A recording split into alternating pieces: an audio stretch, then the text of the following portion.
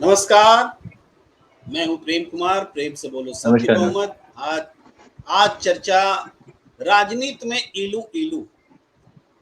इलू का मतलब बोलने की ज़रूरत नहीं, बहुत मशहूर गाना है। इलू का मतलब आई लव यू। तो राजनीति में इलू-इलू, राजनीति में आई लव यू, ये तो बहुत अच्छी बात होती अगर ऐसा होता। लेकिन इलू-इलू नहीं होता है। हाँ, कुछ अलग रूप हमें देखने को मिलता है कि महिला पहलवान को धरना पर बैठने को मजबूर होना पड़ता है। लेकिन जी अब हाँ, राजनीति में इलू इलू की आवाज बुलंद हुई है और राहुल गांधी ने इस आवाज को इसी टर्म में आई लव यू बोलते हुए बुलंद किया है। अमेरिका की धरती से उन्होंने उन सवालों का जवाब देते हुए जो अक्सर पूछे जाते हैं, राहुल गांधी ने कहा कि हमारे देश में दो विचारधाराएं हैं, एक राइट। नफरत की विचारधारा और दूसरा और एक जो मोहब्बत की विचारधारा। इन दोनों विचारधाराओं के बीच में संघर्ष है और ये जो संघर्ष है, ये संघर्ष आने वाले दिनों में भी होगा और पिछले दिनों में भी हुआ था। एक तरफ गांधी थे और दूसरी तरफ नाथूराम गोडसे। गोडसे। नाथूराम गोडसे के बारे में उन्होंने थोड़ा सा विस्तार से कहा, हालांकि हम इस पर चर्चा करेंगे कि ये मोहब्बत की आवाज जो बुलंद कर रहे हैं, आई लव यू की आवाज जो बुलंद कर रहे हैं, उस बारे में लौटते हैं। राहुल गांधी ने कहा कि भारतीय जनता पार्टी या आरएसएस में कभी आपने सुना है कि आई लव यू? नहीं सुना है उनका दावा। उनका कहना है कि कांग्रेस में सब हम लोग बोलते हैं लव यू ब्रदर या लव यू फला चिला, इस तरह से बोलते हैं, मगर बीजेपी संघ में ऐसी बात नहीं बोली जाती। तो देश में उन्होंने कहा इसीलिए हम बुलंद करना चाहते हैं नफरत के बाजार में मोहब्बत की दुकान। आज हम इस विषय पर चर्चा करने जा रहे हैं कि आखिर ऐसी जरूरत क्यों आन पड़ी है कि हमें नफरत के बाजार में मोहब्बत की दुकान खोलने की जरूरत पड़ी। इतनी नफरत आई कहां से? ये हमारा हमारा डेमोक्रेटिक सिस्टम, डेमोक्रेसी अगर वास्तव में होता है तो वहां नफरत जी, के लिए जगह नहीं होती। डेमोक्रेसी अगर वास्तव में होता है तो भ्रष्टाचार से लड़ने, गरीबी से लड़ने, उन सब के तरीके होते हैं, डेमोक्रेटिक तरीके हैं। यहाँ विपक्ष को भी बहुत सम्मान के साथ रखा जाता है। सत्ता पक्ष और विपक्ष लोकतंत्र में एक दूसरे के पूरक होते हैं, कॉम्प्लीमेंट्री होते हैं, दुश्मन नहीं होते। लेकिन जब से बिल्कुल ठीक है। राजनीति में विपक्ष को दुश्मन समझ लिया गया, तब से लोकतंत्र की आत्मा मर गई लगती है। तो हम लोकतंत्र पर भी बात करेंगे कि ये कैसे मजबूत हो सकता है, क्रॉस द पार्टी लाइन भी बात करेंगे, पार्टी लाइन भी बात कर सकते हैं, हमारी आजादी है। हम लोकतंत्र को मजबूत करने के लिए ही समसामयिक विषयों पर आते हैं और आपका ध्यान दिलाते हैं कि डेमोक्रेसी को कैसे मजबूत किया जाए। हमारे साथ पैनल जुड़ रहा है रोज की तरह बातचीत करने के लिए। बौद्धिक स्तर पर एक मजबूत पैनल हमारे साथ है और हम आपको रूबरू कराते हैं, स्वागत करते हैं आप सबका। हमारे साथ जुड़े हुए हैं फिरोज फिरोज खान। जी, जुड़े हैं फिरोज खान साहब। आप सामाजिक कार्यकर्ता नमस्कार। हैं, पत्रकार भी रहे हैं, आपका बहुत बहुत स्वागत है। और हमारे साथ रोज की तरह ओमनाथ जी जुड़े हैं। ओमनाथ जी, आपका बहुत बहुत स्वागत है। आप बहुत स्पष्टता के साथ बोलते हैं, बहुत देसी लहजे में बोलते हैं, बात आपकी लोगों को समझ में आती है, पकड़ में आती है। और हमारे साथ आज पहली बार जुड़ रहे हैं राजेश अग्निहोत्री जी। राजेश अग्निहोत्री जी बहुत सामाजिक स्तर पर सक्रिय रहते हैं और दूसरों के किसी को जरूरत पड़ जाए तो राजेश जी अक्सर उनकी कैसे मदद की जाए इसमें तल्लीनता से लगे रहते हैं। आपका बहुत बहुत स्वागत है। मैं सबसे पहले फिरोज खान जी आपके पास ही आना चाहता हूं कि नफरत के बाजार में मोहब्बत की दुकान, ये राहुल गांधी तो भारत जोड़ो यात्रा के दौरान खोल ही रहे थे और ये बिल्कुल। दुकान खोलने को कह रहे थे। लेकिन अब तो उन्होंने इश्क लड़ाने की भी बात कह दी है। आई लव यू बीजेपी और हम्म। संघ में नहीं बोला जाता, कांग्रेस में बोला जाता है। क्या माने लगाया जाए इसका? देखिए, माने बिल्कुल ठीक है। मैं कह रहा हूँ कि आजकल जो माहौल जिस हिसाब से चल रहा है, तो उस माहौल में नफरत को तो बिल्कुल खत्म कर देना चाहिए। अब यहाँ पे अक्सर ये देखा जाता है कि पॉलिटिशियंस हैं, पत्रकार हैं, पत्रकार की भाषा जो आम लोगों के ऊपर जो असर डालती है ना, तो उससे बचना चाहिए। अब पता लगा कि एक नेता है, वो गलत बयानबाजी कर रहा है, वो बयानबाजी कहीं ना कहीं समाज के लोगों पर असर डाल रही है, ठीक है ना। तो इसमें क्या है कि आपसी जो है कई मतलब दोनों में आपसी मतलब एक तरीके से खाई का काम कर रहे हैं वो लोग। तो इससे बचना चाहिए कि जिस हिसाब से राहुल गांधी बोल रहे हैं कि दो विचारधारा चल रही है, एक तो गांधी की विचारधारा है, दूसरी गोडसे की। तो मेरा मानना है कि नेताओं को पहल करना चाहिए कि ये विचारधारा जो है, ऐसी विचारधारा लेके साथ चलना चाहिए जिससे समाज आगे बढ़े, समाज में भाईचारा हो, एकता हो, ये सब चीजें। जी जी। जी फिरोज जी, आप जो कह रहे हैं, आपकी बात को लेकर मैं राजेश जी के पास आता हूं। आप अपने आप को अनम्यूट कर लेंगे राजेश जी।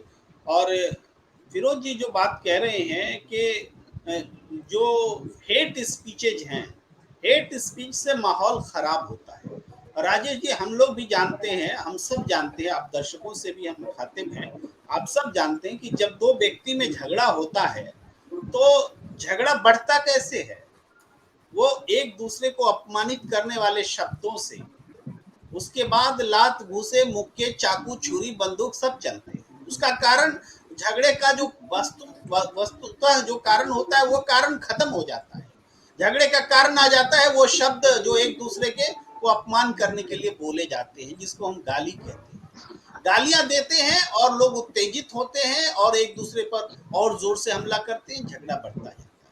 यानी गाली जो है, इसको आप नफरत की भाषा समझ लीजिए। तो इस नफरत की भाषा को इस्तेमाल करने के लिए जो गालियां होती है, इसको अगर हटा दें तो बड़ा से बड़ा झगड़ा भी मुक्त, आप फाइट का चोट सह ले सकते हैं, लेकिन गाली की चोट सहन नहीं होती है। ये बात सच्चाई है। तो यही बात फिरोज खान जी कह रहे हैं कि देश में नफरत की जो भाषा है उस पर लगाम लगनी चाहिए। राहुल गांधी जी ने जो कहा उसके आगे फिरोज खान साहब ने अपनी बात रखी। आप कैसे इस चीज को देखते हैं राजेश? मैं सर यहीं से शुरू करूंगा। एक फिल्म आई थी सौदागर, और उसमें गाना था इलू इलू इलू इलू क्या है। तो जिनको इलू इलू से प्यार है, महात्मा गांधी को इलू इलू से, अपने देश से प्यार था। वो जो है वहां से अपने देश में आ गए। इलू इलू देश से प्यार था उनको, अपने देश से इलू इलू था। तो इसलिए उन्होंने स्वतंत्रता संग्राम में जो है कूद पड़े, और उन्होंने जो है पूरी अहिंसा को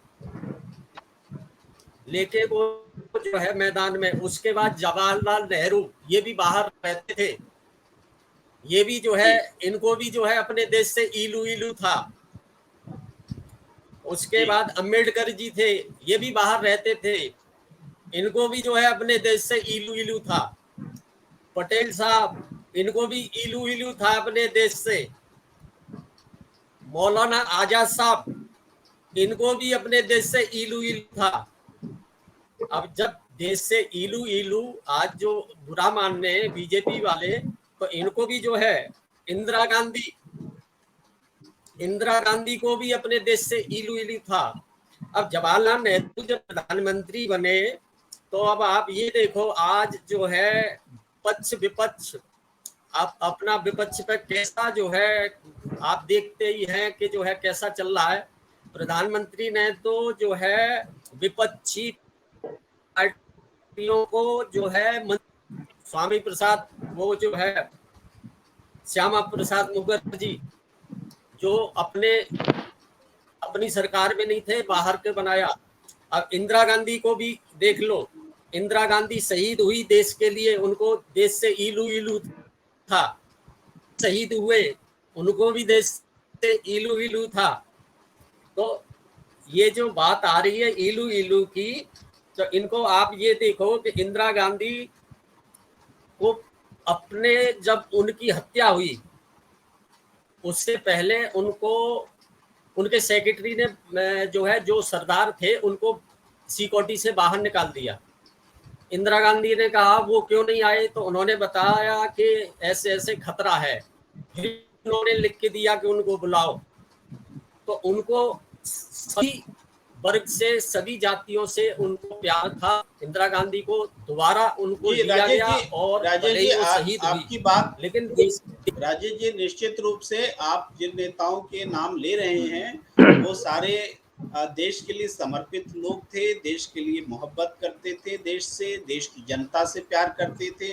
और ऐसा भी नहीं है कि सिर्फ कांग्रेस ही, दूसरी पार्टी के पास भी ऐसे नेता रहे जिन्होंने अपना सारा जीवन देश के लिए लगाया है, चाहे वो वामपंथी दल हो, चाहे वो समाजवादी पार्टी हो, और यहाँ तक कि बीजेपी और आरएसएस का भी जो पुराना इतिहास है देश के लिए काम आने वाला है। वैचारिक रूप से जरूर मत भिन्नता रही है, मगर हम लोग चर्चा कर रहे हैं कि आज माहौल इतना विषाक्त हो गया है, आज माहौल इतना जहरीला हो गया है कि हमें मोहब्बत की दुकान खोलने की जरूरत है, आई लव यू बोलने की जरूरत है।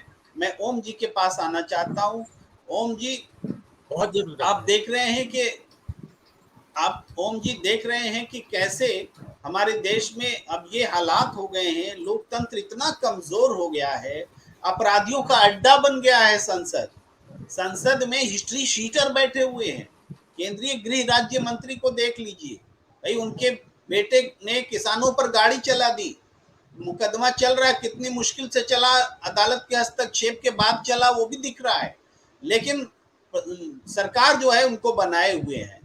भाई ब्रिजभूषण शरण सिंह कैमरे पर बोल चुके हैं कि हाँ उन्होंने किसी की हत्या की थी, उनके ऊपर दर्जनों मामले हैं, लेकिन वो न सिर्फ सांसद हैं बल्कि प्रोटेक्टेड सांसद हैं कि पॉक्सो एक्ट के बावजूद उनकी गिरफ्तारी नहीं होती है।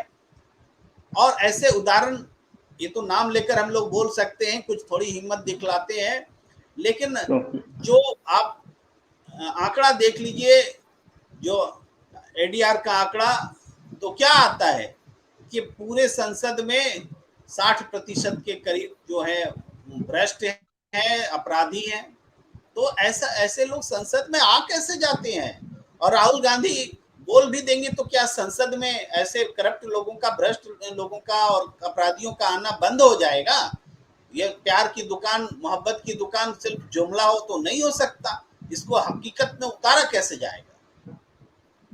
जी देखिए, अकेले हकीकत में उतारने के लिए न राहुल गांधी उतार पाएंगे, न कोई एक पार्टी, न कोई एक नेता।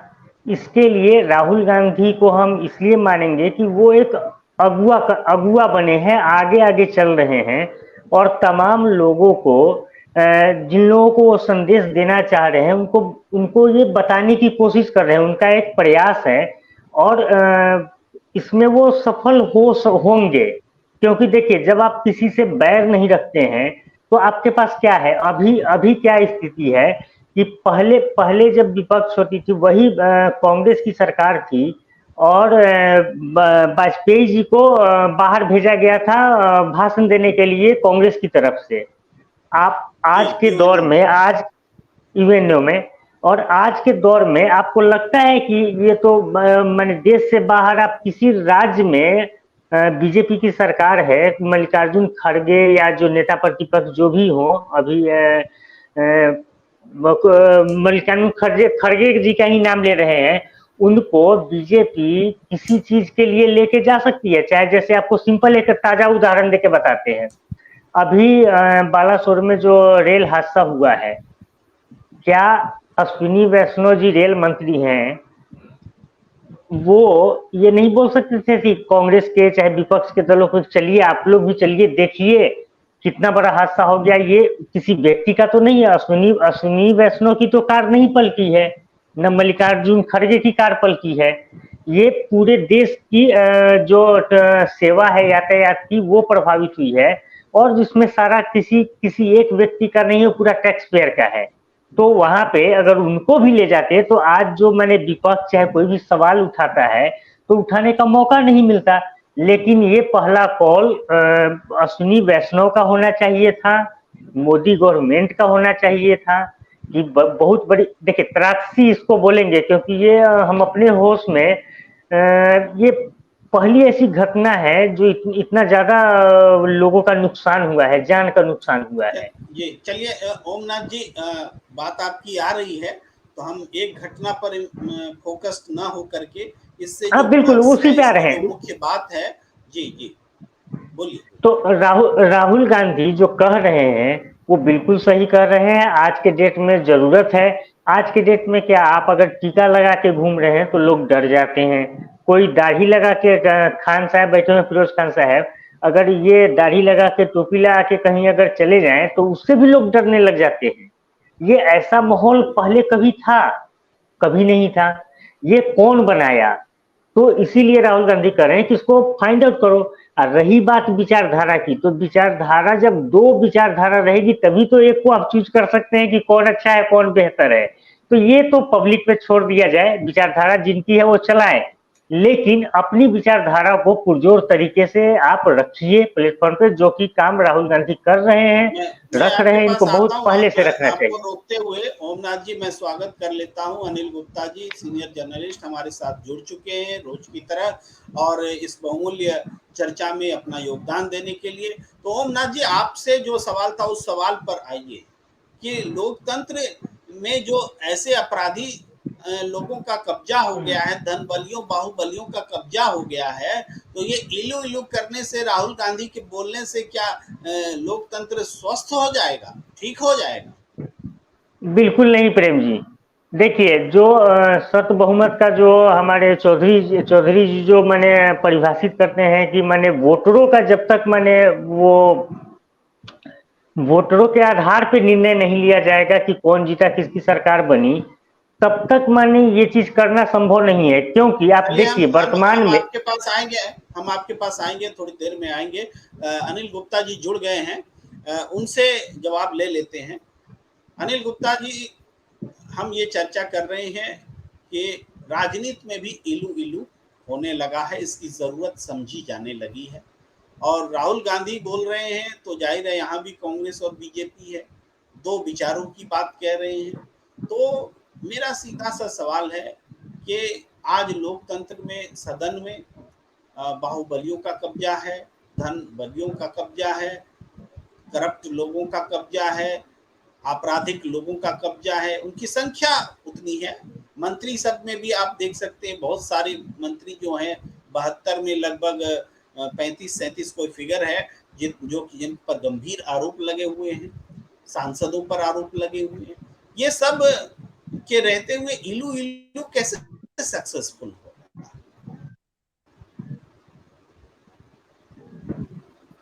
जी जहाँ तक हम समझते हैं तो राहुल गांधी अ, आने वाले समय में अपना राजनीतिक एजेंडा स्पष्ट कर रहे हैं। ये कहकर के वो कह रहे हैं कि एक तरफ जो उनकी राजनीतिक सुनती है भारतीय जनता पार्टी, वह हिंसा और घृणा की राजनीति करती है। उसका प्रतीक उन्होंने बताया नाथूराम गॉडसे, और हम प्रेम और सद्भावना की राजनीति करते हैं, और उन्होंने उसका प्रतीक बताया महात्मा गांधी। तो इस प्रकार वो एक डिवाइडिंग लाइन और राजनीतिक समर की एक विभाजक रेखा खींचने का प्रयास कर रहे हैं, नाथूराम गॉडसे वर्सेस महात्मा गांधी। जहां तक मैं समझता हूँ कि जो राजनीति है वो यही है। जी, राजनीति ये जरूर है अनिल गुप्ता जी, लेकिन हमारी चिंता तो ये है कि इस राजनीति से मोहब्बत बढ़ेगी कि नफरत फैलाने वाले मजबूत होंगे? कौन सा तरीका अपना जाए? सदन में कैसे करप्ट और आपराधिक लोग नहीं आएंगे, इसमें इसकी क्या भूमिका है? है जनता पर निर्भर करता है कि वो किसको चुनकर भेजती है। बहुदलीय लोकतंत्र में जो राजनीतिक दल जनता को जितना अधिक प्रभावित कर लेंगे, बहुमत उनके पक्ष में होगा। जहां तक सत्यदेव चौधरी जी, जो जिनकी आज कमी बहुत खल रही है, आज अपने शो में नहीं है, जैसा कि आपने मुझे निजी बातचीत में बताया था कि वो विदेश यात्रा पर हैं, उनका जो मनीक्षा है, उनकी जो आकांक्षा है कि देश की जनता का बहुमत किसी एक ये- लेकिन अ, अनिल गुप्ता जी, बहु हम एक और रख देते हैं इस बात को कि कोई सत्य बहुमत पार्टी या सत्यदेव चौधरी जी क्या सोचते हैं, उन चीज को रहने दीजिए अपनी जगह। हमारी अपनी राय तो होगी, हम तो सोचेंगे कम से कम। कोई हमारी राय किसी से मिलेगी या नहीं मिलेगी, हम क्या सोचते हैं, कैसे ना, ये सदन जो होगा ये अपराध मुक्त और भ्रष्टाचार मुक्त होगा। ये जनता पर निर्भर करेगा। यदि जनता हमारी में एकता है, जनता का राष्ट्रीय चारित्र्य का स्तर ऊंचा है, तब वो वैसे प्रतिनिधि भेजेगी। लोकतंत्र में यथा प्रजा तथा राजा होता है, राजतंत्र में यथा राजा तथा प्रजा होता है, माने जैसी राजा वैसी प्रजा। लेकिन प्रजातंत्र में ठीक उल्टा होता है, जैसी प्रजा वैसा राजा। तो लोग जैसे होंगे वैसा ही अपना प्रतिनिधि चुनेंगे। मैं इस बात को थोड़ा सा आगे ले जाता हूँ फिरोज खान जी के पास कि अनिल गुप्ता जी कह रहे हैं कि जनता जैसी होगी वैसा ही सदन होगा, ये बता रहे हैं। लेकिन मुझे इस बात से थोड़ी सहमति होने में मुश्किल होती है। मैं जनता को दोष देने वाली जमात में नहीं रहता, मैं हमेशा जनता को क्लीन चिट देकर चलता हूँ, ये मेरा अपना मानना है। असहमति हो सकती है कि जनता के पास हमारी लोकतांत्रिक व्यवस्था ने ये ऐसे ऑप्शन ही नहीं दिए हैं कि सही आदमी को चुनकर आए। भाई हमने इलेक्टोरल बॉन्ड बना दिया, भाई पैसा जिसके पास रहेगा वो चुनाव लड़ेगा। हमने चुनाव लड़ने की सीमा करोड़ों रुपए तय कर दी। भाई आम आदमी, कोई सच्चा आदमी, अच्छा आदमी चुनाव कैसे लड़ेगा? और जब करप्ट करप्ट लोग और गलत लोग चुनाव लड़ेंगे तो जनता उन्हीं में से किसी को चुनेगी। जनता करे क्या, घर बैठ जाए। ज्यादातर जनता तो घर बैठी हुई है, उनको क्यों दोष दे रहे हैं जो वोट देने नहीं जाते। केवल 91 करोड़ लोग वोटर हैं हमारे पास में, एलिजिबल वोटर होने चाहिए 30 करोड़ और ज्यादा चुनाव आयोग के हिसाब से। तो 30 करोड़ लोग को तो हमने बैठा रखा है घर में। 91 करोड़ में वोट देने आते हैं 60 करोड़, और 30 लोग घर में बैठे हुए हैं। 60 करोड़ तो घर में बैठ गए, और 60 करोड़ में जो है उसमें से भी जो है वोट बटता है, और 23 करोड़ वोट लेकर के सरकार बनती है। तो ये स्थिति है। तो जनता तो घर बैठी हुई है, उन जनता को हम क्यों दोष दें जो वोट देने नहीं आई। जो वोट देने आ रहे हैं वो चोर, सांपनाथ और नागनाथ में ही तो फर्क कर रहे हैं। जी फिरोज खान साहब। तो दिक्कत तो यही है कि जनता है, जनता जनार्दन होती है, जनता किसे जिता रही है, सब कुछ मतलब उसी के ऊपर होता है कि वोट देने को लेकर। अब आपने किसको चुना, आपके पास ऑप्शन क्या है, ये सब पे मैटर करता है। लेकिन पार्टी है, पार्टी हमारे सामने कैसे कैंडिडेट को लेके आ रही है, उस कैंडिडेट का मतलब बैकग्राउंड क्या है, पृष्ठभूमि उसकी क्या रही है क्या नहीं है, इससे जनता को कोई सरोकार नहीं होता है। मसला नहीं है कि उसके पास ऑप्शन ही नहीं है कि वो किसे चूज करे। ठीक है, पार्टी है, कहीं ना कहीं मतलब ये समझ लीजिए कि 40% हर पार्टी में आपको ऐसे कैंडिडेट मिलेंगे जो दागी हैं। ठीक है ना। तो उसके बावजूद ये है कि हम लोग जनता करे तो क्या करे, जनता के पास ऑप्शन ही नहीं है एक तरीके से कि वो किसको चुने। हमें क्या है, दूसरी बात यह है कि एक नॉर्मल पर्सन अगर चाहे तो चुनाव भी नहीं लड़ सकता है। इतना महंगा चुनाव हो गया है कि एक नॉर्मल पर्सन चाहे तो चुनाव भी नहीं लड़ सकता है। कि जनता कहे चलो कोई बात नहीं है, अगर हमें पार्टी का कैंडिडेट नहीं सही लग रहा है तो हम किसी निर्दलीय को देखते हैं। लेकिन अब जाहिर सी बात है, इतना पैसा, इतना महंगा चुनाव हो गया है कि निर्दलीय कहाँ वो भी टिकता है उसके सामने। तो मतलब ये है कि पार्टी है, इतने महंगे चुनाव के चलते पार्टियां हैं, अपने ऐसे कैंडिडेट खड़े कर देती हैं दागी, जिन्हें हमें मजबूरन चुनना पड़ता है सिर्फ। और जो वोट नहीं रही सही, वोट देने वाली बात है। तो यहाँ पे वोट देने वाली बात है। दूसरी बात है ऐसे ऐसे मुद्दे रख दिए जाते हैं जो कि मुद्दे जो है समाज को कहीं ना कहीं मतलब प्रोग्रेस को ना देखते हुए, और ये भड़काने वाले इश्यूज जो है उन्हीं पे लोग आगे बढ़ जाते हैं। यही जी सब इसी वजह से। फिरोज खान साहब, आपकी बात से थोड़ा सा आगे बढ़ते हुए राजेश जी के पास जाता हूँ। राजेश जी देखिए, सिर्फ गलत वही लोग नहीं है जो अपने बाहुबल और अपने गलत तरीके से पार्टी से टिकट भी पा जाते हैं। पार्टी में तो ऐसे लोग का वर्चस्व होता है, वो टिकट पा जाते हैं।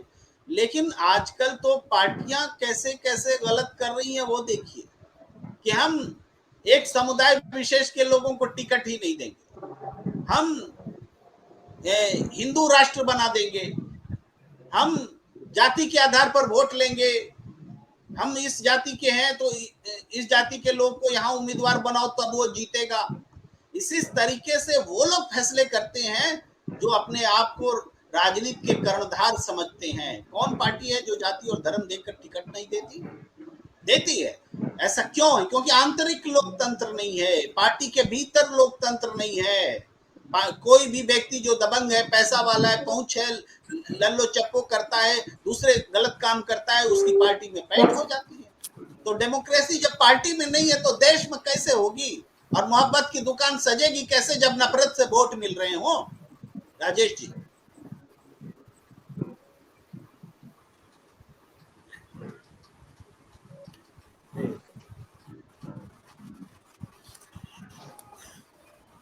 ऐसा है सर, जब अत हो जाती है ना, सचिव वैद्य गुर तीन जो प्रिय बोले हैं भय आस, राज धर्म तन तीन कर होए बैरंगी नास।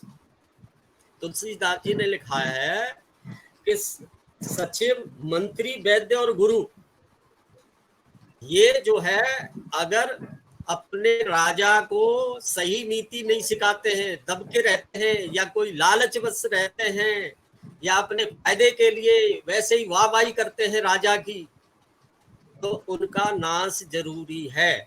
और ये भारत जोड़ो यात्रा से शुरू हो चुका है इनका पतन, आप ये लिख लो। और 2024 में घर घर जो कहा है ना राहुल गांधी ने कि जो है सब अब प्रेम, सब इलू इलू होगा और नफरत छोड़ो भारत जोड़ो। अब जो है घर घर गांव गांव तक ये चीज पहुंच चुकी है धीरे धीरे कि ये हमें बेरोजगारी, नौकरी, 2 करोड़ नौकरी, और गांव गांव में अब ये सब पहुंच गया है, सिलेंडर के दाम से लेके ये पूरी और सब चीज अब जन जन को ये पता चल गया है कि ये सिर्फ जुमला फेंकते हैं, बाकी करते कुछ नहीं है। लेकिन अब बहुत जरूरी है कि अब ये इनकी अत हो गई, अब इनका नाश होना बहुत जरूरी है और जरूर होगा। प्रगति का नियम है सर, ये प्रगति का जरूर नियम है कि अब जो है इनका नाश होने की शुरुआत हो गई है। अब नफरत जो है थोड़े दिन चलती है, एक टर्म चल गया, दूसरे टर्म, अब सबको पता है कि ये सिर्फ हिंदू मुस्लिम सब पूरी डिबेट और हर चीज इनके जो वही सचिव और ये सब उन जैसी ताली बजा रहे हैं। इसमें मीडिया का भी आप जैसे को छोड़ के कुछ 5-10% का मीडिया का पूरा योगदान है। जी। अब आप ये दिखाइए, दुनिया में बोलते हैं कि मोदी का डंका, मोदी का डंका, मोदी का डंका, क्या है ये? सिर्फ मीडिया उड़ाता है कि मोदी का डंका चल रहा है। पहले भी प्रधानमंत्री जाते थे, राजीव गांधी गए, क्या स्वागत होता था, भव्य स्वागत, कितना स्वागत होता था, कोई मीडिया वाले को बताते ही नहीं थे, न लेके जाते थे, अपना जो काम करा और आ गए। लेकिन अब देखो हर कोई एक झंडी दिखाने जाएंगे तो वहां पे पूरा जो है सब मीडिया को इसको, और ट्रेन की झंडी, अब कभी लाल झंडी भी दिखा दिया करो मोदी जी। अरे लाल झंडी तो एकदम खतरा है, लाल झंडी होती तो ये ट्रेन के एक्सीडेंट नहीं होते। लेकिन हर समय जो है मीडिया को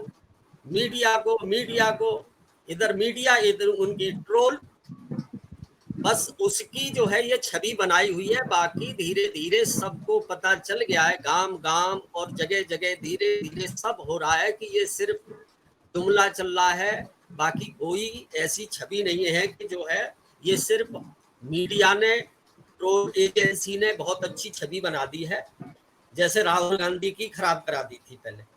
ये है सर। जी। चलिए मैं आता हूँ ओम जी के पास भी। ओम जी, राजेश जी कह रहे हैं कि अभी जो बुरा समय है इस सरकार के झूठे वायदे चुके पूरे नहीं हुए, झूठ पर बनी सरकार थी और उनको जनता समझ गई है और अब उनके लिए बुरा समय आने वाला है। तो इनके लिए तो आने वाला है, लेकिन कांग्रेस के लिए तो बुरा समय आ गया था, तब तो सत्ता से बाहर हुई। क्या कहेंगे, ऐसे ही हम सत्ता को किसी सरकार के बनने को और सरकार के जाने को हम इसी तरीके से देखते रहेंगे। कभी कांग्रेस बोलेगी कि उनका बुरा समय आने वाला है, कभी बीजेपी बोलेगी कि तुम्हारा बुरा समय आ गया। जी देखिए, बुरा समय अच्छा समय कब किसका है, वो सत्ता में है तो इनका अच्छा है, वो बाहर है तो उनका बुरा है।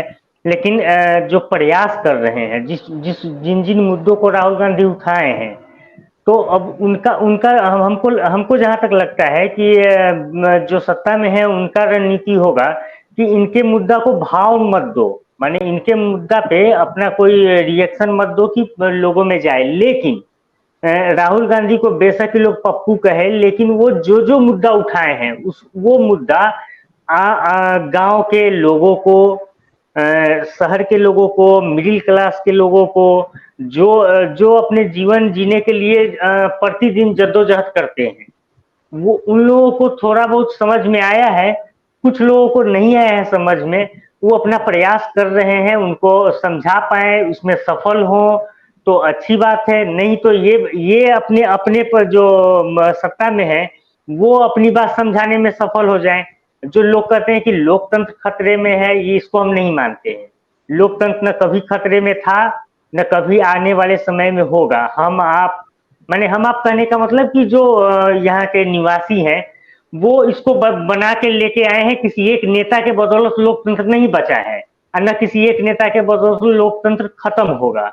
तो ये पूरे 125 करोड़ 150 करोड़ भारत के लोग हैं, वो लोग लोकतंत्र को बचा के रखे हैं और चलेगा। इसमें अप डाउन आता रहेगा। और इसमें क्या होगा कि जिसको जैसे तो शुरू में हम लोग बोले थे कि विचारधारा, राहुल गांधी बोले कि दो विचारधारा है, गांधी की एक गोडसे की। अगर अगर सिर्फ एक ही विचारधारा होती तो हम लोग किसी दो टॉपिक पे बात ही नहीं कर पाते। तो जब एक विचारधारा होती तो न आरएसएस होती, न बीजेपी होती, सिर्फ कांग्रेस होती। अगर गांधी की विचारधारा नहीं होती तो सिर्फ बीजेपी होती। तो ये कहना, ये उनका अपना काम है, वो नेता है, राजनीतिक तौर से लड़ाई लड़ रहे हैं, वो लड़ें। लेकिन हमको आपको काम है कि जनता को जागरूक करें और जहां गलत हो रहा हो, अन्याय हो रहा हो, वहां पे हम लोग सवाल उठाएं और वही हम लोग करते आ रहे हैं। हम लोग दूसरा कुछ तो कर नहीं सकते हैं, लेकिन हम लोग यही चीज करते आ रहे हैं और करते रहेंगे तो अच्छा रहेगा। जी जी। अब मैं आता हूँ अनिल गुप्ता जी के पास। गुप्ता जी देखिए, राहुल गांधी ने बात तो बहुत सही कही। मैं अपनी बात कह रहा हूँ कि राजनीति में प्यार मोहब्बत की जरूरत तो है, और जरूरत इसलिए महसूस हुई कि कहीं ना कहीं ये जरूरत बनी है, वो कारण पैदा हुए हैं। हम बहुत संक्षेप में ये बात कहते हुए आते हैं आपके पास कि जैसे ट्रेन हादसा हुआ, वो जी थोड़ी देर पहले जिक्र भी कर रहे थे, तो लोग इस्तीफा मांग रहे हैं कि मंत्री जी इस्तीफा दीजिए। अब मंत्री जी इस्तीफा ना दें, इसके लिए क्या करें, सरकार क्या करे? तो सरकार ने सोचा कि अगर गलती रेलवे की होगी, अगर गलती सरकार की होगी, तब तो इस्तीफे की बात आएगी। तो क्यों न बात को वहां ले जाए कि सरकार की गलती पर बात ही ना हो, गलती कोई साजिश का एंगल खोजिए। सीबीआई को जांच दे दी। अब सीबीआई की जांच का इसमें क्या तुक था? सीबीआई की जांच का मतलब है कि दुर्घटना नहीं है, साजिश है, उसकी जांच करेगी सीबीआई। तो जब साजिश है तो कौन साजिश करेगा? जो देश विरोधी होंगे। और देश विरोधी कौन होंगे? हिंदुस्तान में आप कहने की जरूरत नहीं है, जो सत्ता के खिलाफ है उन्हीं में से कोई देश विरोधी होता है। तो क्यों देंगे इस्तीफा वैष्णव जी, जब उनको पता है कि हम तो जिम्मेदार है नहीं, कोई देश विरोधी जिम्मेदार है, सीबीआई बैठा दी उन्होंने। यही चीजें, यही प्रैक्टिस दूसरे मामलों में भी है गुप्ता जी। अब ब्रिजभूषण शरण सिंह जी को लीजिए, ये सांसद है इसलिए मैंने जी लगाया। सांसद हैं, सम्मानीय हैं, माननीय हैं, तो इनकी गिरफ्तारी हो जानी चाहिए थी अब तक कानून के हिसाब से, प्रैक्टिस के हिसाब से, लेकिन नहीं हुई। संविधान की धज्जियां उड़ी, नियमावली की धज्जियां उड़ी, पुलिस ने गिरफ्तार नहीं किया।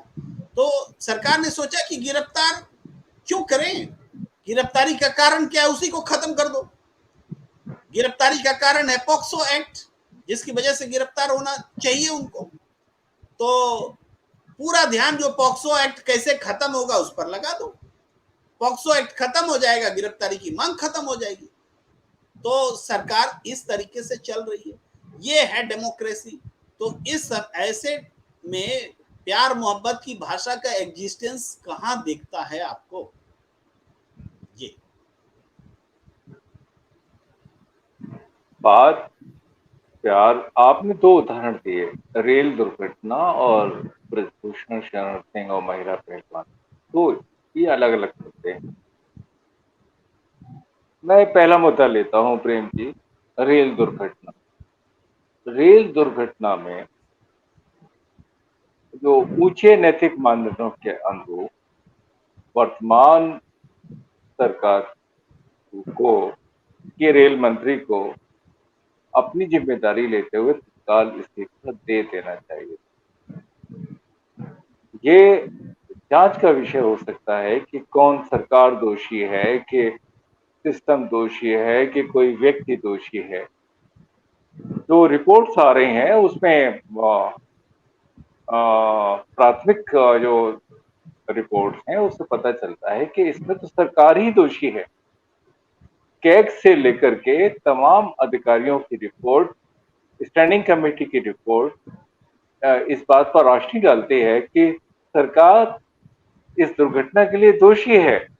अब सरकार दोषी है तो सीबीआई जांच करके क्या करेगी, या और कोई जांच करके क्या करेगा? सबसे बड़ी बात तो यह है कि सरकार ने उस आयोग को ही समाप्त कर दिया जो सुरक्षा की जांच करता था, उसके सारे अधिकार समाप्त हो गए। तो बहुत ही ये निराशाजनक स्थिति है। आज लाल बहादुर शास्त्री को लोग भूल गए हैं और अन्य रेल मंत्रियों ने भी इस्तीफा दिया है। नीतीश कुमार जी ने रेल मंत्री थे तब इस्तीफा दिया था दुर्घटना पर। तो अनेक उदाहरण हैं हमारे देश में। इस बात को राहुल गांधी ने अमेरिका की जमीन पर ये कहा भी कि हमारे समय में ऐसा कुछ होता था तो हमारा रेल मंत्री इस्तीफा देता था, लेकिन अब ये बात खत्म हो गई। अब ब्रजभूषण शरण सिंह का मसला लें, उसमें तो ऐसा लगता है कि कानून व्यवस्था ही फेल हो गई है। इस समय वर्तमान कानूनों के तहत कानून को जिस प्रकार काम करना चाहिए था वैसे हो नहीं रहा है। इसमें केवल एक ही रास्ता बचता था कि सर्वोच्च न्यायालय सुओ मोटो एक्शन लेता या किसी के रिट पर कोई फैसला लेता। उसने भी ऐसा नहीं किया, उसने भी केवल एफआईआर का निर्देश दे करके अपने अपने कर्तव्य की इति समझ ली।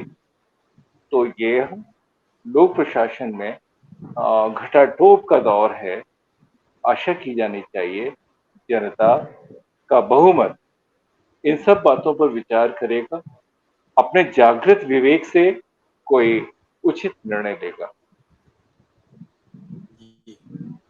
फिरोज जी, आपके पास मैं आना चाहता हूँ कि अनिल गुप्ता जी को उम्मीद है कि जनता का सामूहिक विवेक जो है जागेगा और इन स्थितियों का सामना करेगा।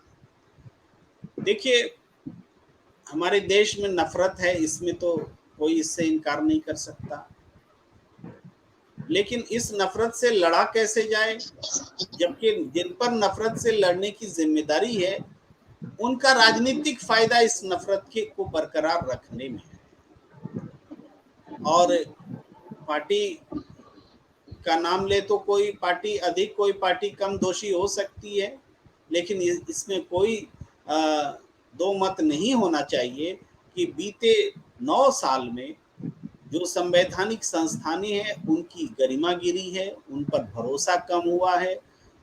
अदालत से जो गुणवत्तापूर्ण फैसले आते थे उस गुणवत्ता पर सवाल उठे हैं, और यहाँ तक कि एग्जीक्यूटिव ने किस तरीके से राष्ट्रपति को बाईपास किया है उनको भी वो बात भी सवालों के घेरे में है। तो ऐसी स्थिति में हमारी चिंता यही होती है कि ये मोहब्बत का पैगाम बढ़ाने के लिए, फैलाने के लिए कनेक्टिविटी तो जरूरी है, भारत जोड़ो यात्रा जरूरी है, लेकिन राजनीति में मोहब्बत का पैगाम कैसे इस्टेब्लिश होगा, किन तरीकों से होगा? क्या केवल संदेश देने से, भाषण देने से होगा या कुछ ठोस करना पड़ेगा?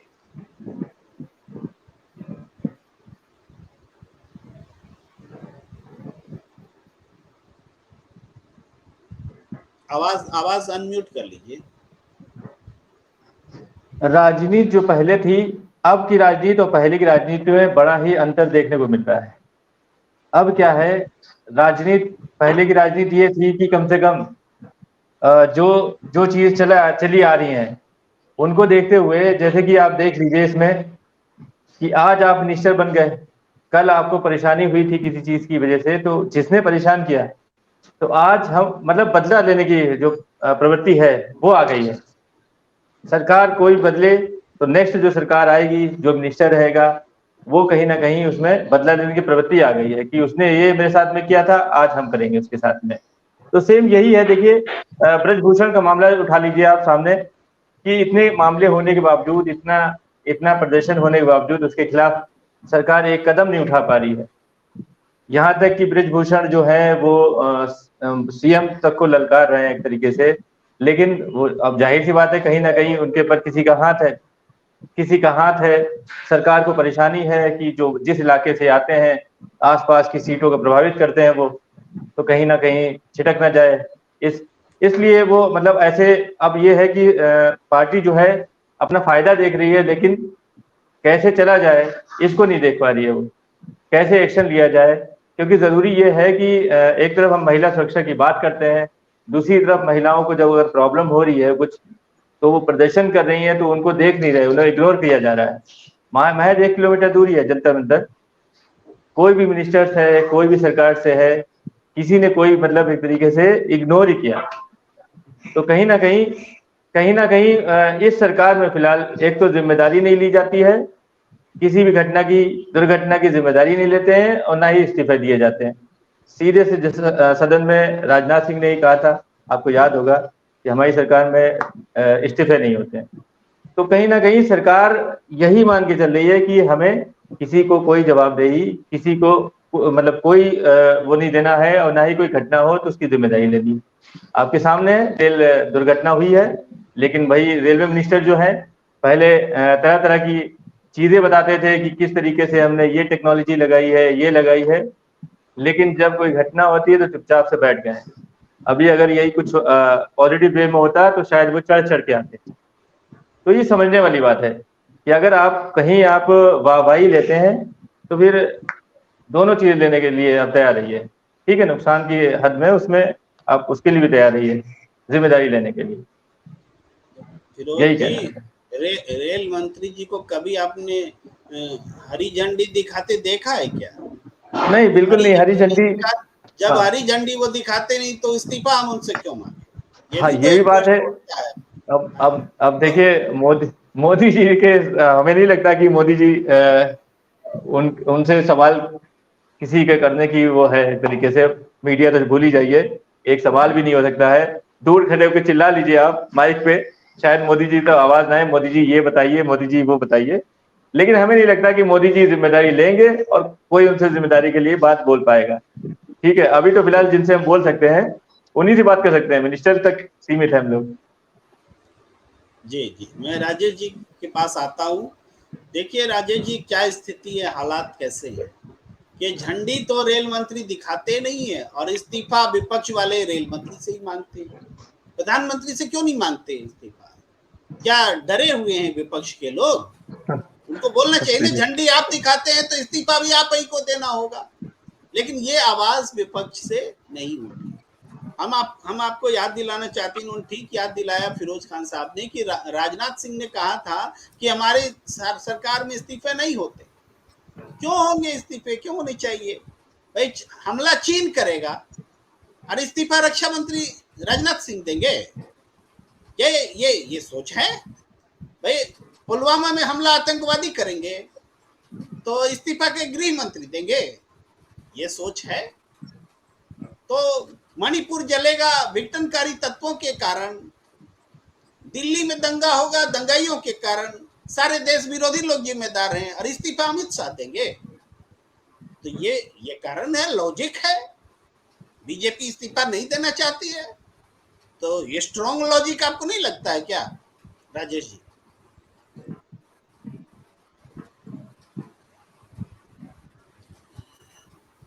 हमारे प्रधानमंत्री को आवाज आ रही है सर? हमारे जी, प्रधानमंत्री को उद्घाटन मंत्री होना चाहिए। हमारे प्रधानमंत्री को एक डिपार्टमेंट और देना चाहिए, उद्घाटन मंत्री। जो जितने भी उद्घाटन हैं उनसे ही कराने चाहिए, चाहे किसी भी सरकार के हों, चाहे कोई भी हो, चाहे लाल बत्ती का हो या कोई गली मोहल्ले का, जो भी पुलिया का हो, उद्घाटन मंत्री एक डिपार्टमेंट और बनाना चाहिए प्रधानमंत्री जी के लिए। अब जो है सबसे पहले आपने शुरू किया था कि इलू इलू। अब हमारे राहुल गांधी ने इलू इलू को अपने देश से प्यार करते हैं, अपने देश के सभी धर्मों से प्यार करते हैं, चाहे कोई सा भी धर्म हो, उनके अंदर कोई इस तरह का कोई वही नहीं है। वही सोनिया गांधी करती थी, उन्होंने जो है कुर्सी, प्रधानमंत्री की कुर्सी को ठोकर कुर्सी से प्यार नहीं करा, देश से प्यार करा उन्होंने। सोनिया गांधी ने देश के साथ इलू इलू करा, कुर्सी के साथ इलू इलू नहीं करा। मनमोहन सिंह को बैठाला। अब इलू इलू मोदी जी भी करते हैं, हमारे प्रधानमंत्री भी जो है इलू इलू करते हैं, लेकिन उनका वो किससे इलू इलू करते हैं? ब्रजभूषण शरण जी से इलू इलू, साक्षी महाराज, कुलदीप सिंह सेंगर जो उन्नाव के थे, जो 1.5 साल में उन्होंने सब कुछ कर दिया, उसके हाई कोर्ट का जब आदेश आया तब, नहीं तो। और राम रहीम से इलू इलू करते हैं। तो ऐसी बात नहीं है कि हमारे प्रधानमंत्री भी इलू इलू करते। अब राहुल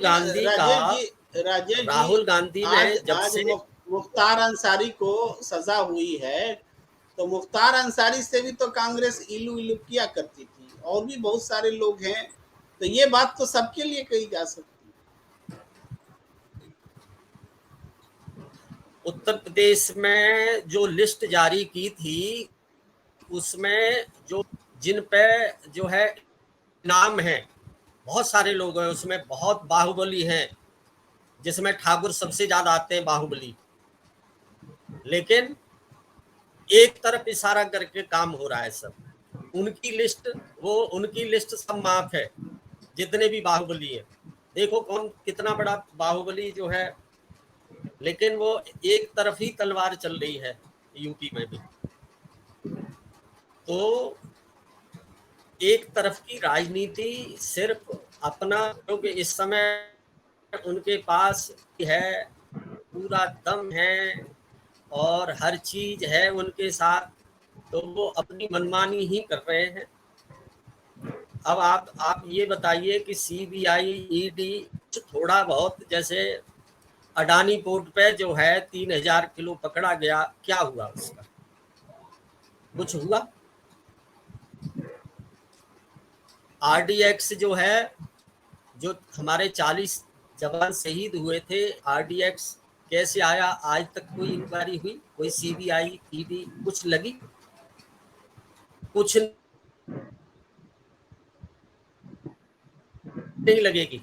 एक तरफ नफरत और एक तरफ राहुल गांधी का मिशन चल रहा है, और वो धीरे धीरे आप जैसे मीडिया के सहारे धीरे धीरे काफी हद तक गांवों में, देहातों में, मैं तो यूपी में भी गया था, काफी लोग जो है अब समझदार हो गए। काफी इनके जुमले देख के बहुत परेशान हो गए थे। अब जो है काफी जो है अंतर धीरे धीरे आ रहा है। और ये जरूर वोट बैंक यूपी क्या पूरे देश में भारत जोड़ो यात्रा से अभी एक यात्रा और हो जाए तो मुझे लगता है कि बहुत अच्छी लोकसभा में सीट निकलेगी। सब संदेश जा रहा है। जी जी जी सर। जी राजेश जी कह रहे हैं कि फिजा बदल रही है। राहुल गांधी ने भारत जोड़ो यात्रा करने के बाद राजनीतिक परिस्थिति को बदला है। अब वो इलू इलू भी कर रहे हैं। तो इस माहौल का असर जो इस रूप में पड़ेगा कि सरकार का परिवर्तन होगा, बीजेपी की जगह हो सकता है कि कांग्रेस आ जाएगी। हालांकि इससे भी क्या वास्तविक समस्या का समाधान होगा, क्या देश में से नफरत भागेगी, क्या देश में मोहब्बत परवान चढ़ेगी, ये इस पर सबकी नज़र रहेगी। हम सब शुभ इच्छा रखते हैं कि देश में ऐसी स्थिति आए और इसका डेमोक्रेटिक तरीके से क्या इलाज हो, इस पर हमें चिंतित रहना चाहिए, चिंतन करना चाहिए। आज की चर्चा को हम यहीं पर विराम देने की अनुमति चाहते हैं। आप सबको बहुत बहुत आभार। फिरोज खान साहब, राजेश अग्निहोत्री जी, ओमनाथ जी, अनिल गुप्ता जी, आप सब जुड़े, और आप तमाम दर्शकों का भी जो नियमित रूप से हमारे साथ जुड़ते हैं और इस चर्चा का हिस्सा होते हैं। हमें दीजिए इजाजत। नमस्कार।